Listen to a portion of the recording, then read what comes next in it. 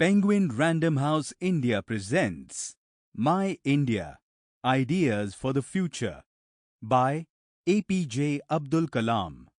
Read by Suyash Mohan. Foreword. It is a difficult and rare honor for me to write a foreword for a book authored by my guru, the teacher of teachers, Dr A.P.J. Abdul Kalam, 1931 to 2015. His ideas are far too vast and his vision too deep to be summarized or qualified in a small stretch of pages by this humble student of his. However, writing these words brings a wave of memories tinged with colors of intense emotion to my heart and mind. I am reminded of all those thoughts that my guru sparked and how each thought made me learn, evolve and transform. It makes me so proud that I shared many years working so closely with one of the greatest human beings who ever lived. My journey with Dr. Kalam began in September 2008 when I first saw him as a teacher. During my second year at the Indian Institute of Management, Ahmedabad, he was my professor for a course on nation building. On my final day with him, 27th July 2015, he remained a teacher, this time at the other end of the country, as a professor at the Indian Institute of Management, Shillong, taking a course on creating a livable planet. Between 2008 and 2015, I have seen the infinity of his wisdom and the sensitivity and humility with which he lived his life. I have attended countless lectures of his, traveled extensively with him, listened to the numerous thoughts he shared. I have shared walks and lunch and dinner conversations and heard him call me a student, a friend, a co-author, and often just funny guy. In each of these associations, he ignited new thoughts, encouraged new actions, and taught me that all failures, howsoever immense, are only temporary. Dr. A.P.J. Abdul Kalam's greatest legacy is the generations of Indians he has inspired to dream, excel, and rise. The story of a newspaper boy rising to become a space scientist, rocket engineer, missile expert, and eventually the 11th President of India has given his countrymen the hope that hard work and talent do pay in the long run. It has also shown millions of Indians that the choices and effort one makes in life can conquer any odds or disadvantages of birth. I remember a professor in Australia once introducing Dr. Kalam to his class, saying, "Even in his 80s, for the youth of India, he commands the respect of a sage and the charisma of a rock star." Dr. Kalam had a special affinity with the youth. I remember him saying many a time, "Up to the age of 17, the mind of a youth can be shaped. Beyond that, it becomes difficult." Hence, he dedicated a large part of his time during his presidency and after that as well to shaping the mind of the Indian youth. He wanted them to have three traits: righteousness, creativity, and courage. He even gave it the form of an equation, which he called the knowledge equation, where knowledge is defined as the sum of these three traits. And of course, he famously said, "Knowledge makes you great." With three simple words, he outlined the pathway to greatness. Such was the simplicity of Dr. Kalam.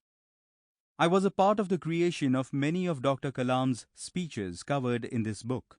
Each piece was intensely researched, composed, rejected, and then recomposed before it came to its final form. Dr. Kalam would sit across the table with the computer as the text of the speech was projected on a wall of the small office. We would debate every single idea and thought that would go into the speech. Version after version would come up, and in some cases, we'd have more than 20 versions of a speech. Dr. Kalam was very particular about his audience, and he would always ask, "Is this lecture going to inspire all the listeners?" Will it be interesting for the people present?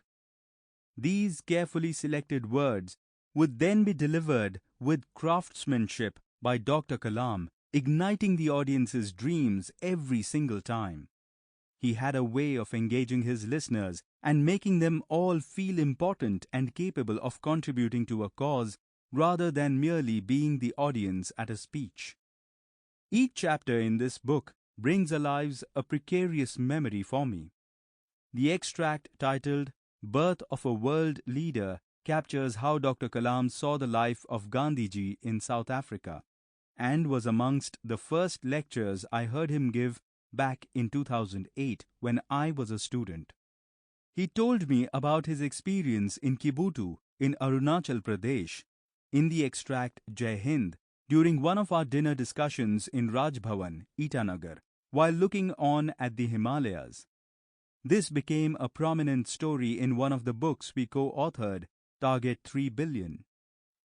The extract Kidney Chain reminds me of the exact manner of how Dr. Kalam reacted and how deeply he was touched when he learned that the well-known industrialist Sri Koshosef Chittilapilli donated his kidney to an unknown ailing driver.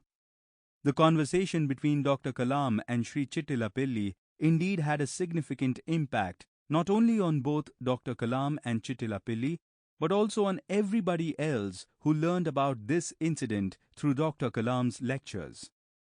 Most poignantly, the hymn, Righteousness of the Heart, in the extract, Happiness of the Whole, were the exact words Dr. Kalam was about to say standing at the lectern at IIM Shillong when he left us. People often ask me now, was Dr. Kalam ever worried about the state of the nation? Was he worried about how corruption hampers growth or how pollution degrades human life? The answer is an unequivocal yes, of course. But at the same time, he was a perennial optimist and had an unflinching faith in the ability and intent of the Indian youth to overcome every single problem the nation faces. He trusted the youth to think of fresh ideas and generate innovations and create a brand of integrity in all their actions. This book, a collection of his thoughts, largely focused on the youth and articulated at different moments of his life, is indeed an important milestone in motivating and energizing the youth to the position to which they truly belong, as the foremost nation builders. Today, Dr. Kalam is not with us in a mortal form, but great personalities never perish. They just transform from human form to powerful ideas. Dr. Kalam as an idea is and will always be alive with us, and My India, Ideas for the Future is a commendable effort towards it. I commend Puffin India and the team for their diligence in bringing this book out despite the difficult times following Dr. Kalam's sudden passing. I am confident that this book will help young readers understand Dr. Kalam much better and give them the confidence, motivation, and courage to continue on the path he showed us all. I am also confident that they will work towards fulfilling many of Dr. Kalam's yet-to-be completed dreams, which include creating an economically developed India by 2020, ensuring that rural areas develop, bringing transparency and integrity in all walks of life, and establishing India as a knowledge superpower. In August 2015, a week after Dr. Kalam's sudden demise, I was in Chennai, where I was talking to a small group of children from a government school. I asked them, "When you grow up, what would you like to be?" They all spontaneously raised their hands and cheered, "Kalam!" Such was his effect on the youth of this nation. Indeed, for the rest of my life, like millions of youth of India, Kalam sir will never cease to exist. Through his lectures and dreams, he continues to inspire us, ignite our imaginations, and push us far beyond the boundaries our minds had perceived for our potential. As I conclude, I would like to share a few words I came across while reading this book. Sample complete. Ready to continue?